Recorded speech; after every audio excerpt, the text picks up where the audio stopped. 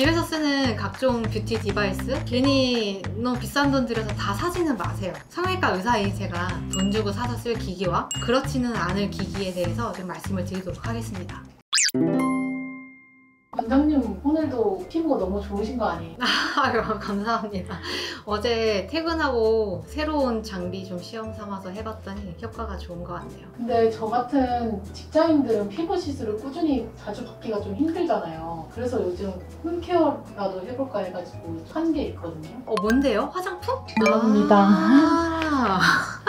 이게 뭐예요? 이게 집에서 얼굴에다가 하는 거겠죠? 네, 맞아요. 그 마스크는 약간 얼굴 환해진다고 해서 샀고, 작은 거는 고주파인데 이제 모공도 줄여주고 턱선도 줄여준다고 해서 사봤습니다. 광고에서 그렇게 얘기하는 거죠?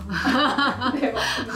안 그래도 요새 시술하다 보면 고객분들이 자주 물어보시거든요. 홈케어 기기가 효과가 있냐고, 뭐 홈쇼핑에 많이 나오던데, 뭐 연예인 누구누구도 쓴다던데 하시면서 피디님 이거 얼마 주고 사셨어요? 그거 다 해서 한 100만 원 정도. 일단은 결론부터 말씀드리자면요, 집에서 쓰는 각종 뷰티 디바이스 괜히 너무 비싼 돈 들여서 다 사지는 마세요. 성형외과 의사인 제가 돈 주고 사서 쓸 기기와 그렇지는 않을 기기에 대해서 좀 말씀을 드리도록 하겠습니다. 물론 모든 홈케어 기기들이 효과가 아예 다 없다는 건 아니에요. 근데 이게 정말 애매하거든요. 비싼 돈 주고서 사지 말라고 말씀을 드리는 게, 우리가 리프팅 시술에 쓰는 장비 중에는 치료용 장비에서 고안해낸 것들도 있어요. 예를 들어 울세라 같은 하이프 장비 있죠. 그게 원래는 자궁 근종을 치료하는 용도였거든요. 초음파로 안쪽에 있는 종양을 태우는 기계였는데, 이거를 콜라겐 재생을 유도할 정도로만 자극을 해서 피부 재생 및 리프팅 효과가 있는 거를 보고 피부에 쓰면 어떨까 하는 생각에서 만들어진 게 지금의 리프팅 장비들이고요. 그러면 이런 걸 집에서도 셀프로 할 방법이 있으면 더 좋지 않을까? 이런 니즈로 등장한 게 지금의 이런 홈케어 기기들인 거죠. 집에서 간편하게 자주 써야 하니까 크기 보면 어때요? 엄청 작죠? 손바닥만 하죠? 그럼 상식적으로 이걸로 저 큰 병원 장비의 효과를 낼 수가 있을까요? 안 될 것 같긴 하네요. 이게 실제로 병원 장비처럼 효과가 있으려면은 이게 에너지가 충분히 들어가야 하거든요. 반에 반 효과라도 있으려면 최소 그 정도 출력이 나와야 하는데, 전문가용은 말 그대로 위험성이나 사용 주의사항 같은 거를 다 숙지하고 있는 전문가가 하는 거니까 그거에 맞춰서 최대 출력을 내게 만들었지만, 이런 홈케어 기기들은 누구나 다 쓸 수 있어야 되고 그 누가 써도 안전해야 되기 때문에 엄청 보수적으로 만들 수밖에 없어요. 그래서 같은 원리로 만들었다고 해도 효과는 확연히 다를 수밖에 없는 구조인 거죠. 저 그러면 사기랑 이게 꼭 그렇다기보다는 이게 해서 한 100만 원 정도 들으셨다고 하는데, 그 돈으로는 시술 한 번 하는 게 100배, 1000배 낫다고 생각을 해요. 근데 이제 이런 거를 하려면 좀 기대치를 좀 많이 좀 낮춰야 된다는 거죠.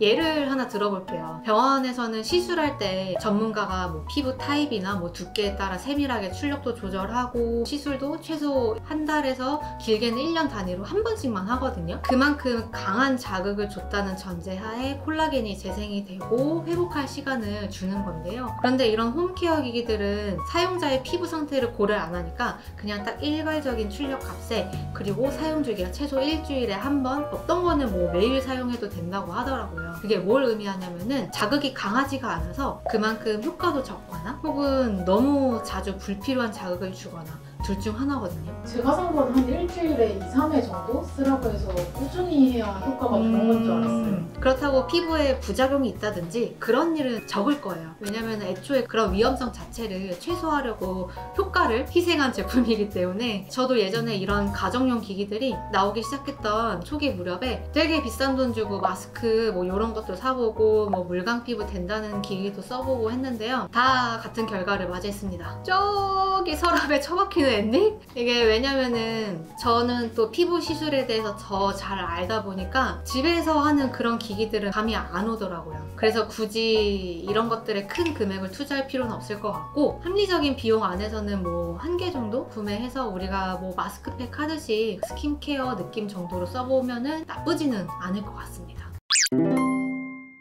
그러면 그 하나가 진짜 중요할 것 같은데 원장님이 하나 추천해 줄 게 있으실까요? 실제 성형외과 장비처럼 각자의 원리와 효과도 다 다른데, 초음파라든지 고주파 이런 단어들 많이 익숙하실 거예요. 집에서 하시는 홈케어 기기로는 하이프 기기보다는 좀 LDM 초음파 쪽 계열을 쓰시는 게 조금 더 좋다고 생각이 되고요. 2024년에 일본의 한 대학 연구소에서 진행한 임상 실험 결과를 보면 LDM 초음파가 피부 장벽 개선 치료에 전반적인 효과가 있음이 입증이 되었습니다. 피부 수분량을 증가시키고 콜라겐을 활성화했고요. 특히 아토피 피부염 환자들이 LDM 초음파 시술을 받은 후에 피부 장벽 기능이 크게 개선되었다는 임상 결과도 보고된 바가 있습니다. 쉽게 말해서 피부 장벽을 근본적으로 큰 자극 없이 치유시켜주고 회복시켜주는 초음파이거든요. 실제로도 LDM은 뭐 예민한 피부라든지 뭐 여드름 피부, 뭐 홍조 있으신 분들까지도 부담 없이 다 받기 좋으시고요. 하이프 초음파는 에너지를 특정 깊이에 집중을 시켜서 그 해당 부위에 열 응고점을 만들고 그로 인해서 콜라겐이 재생되면서 리프팅이랑 타이트닝 효과를 가져오는 원리인데요. 에너지가 센 만큼 자극이 좀 강한 시술입니다.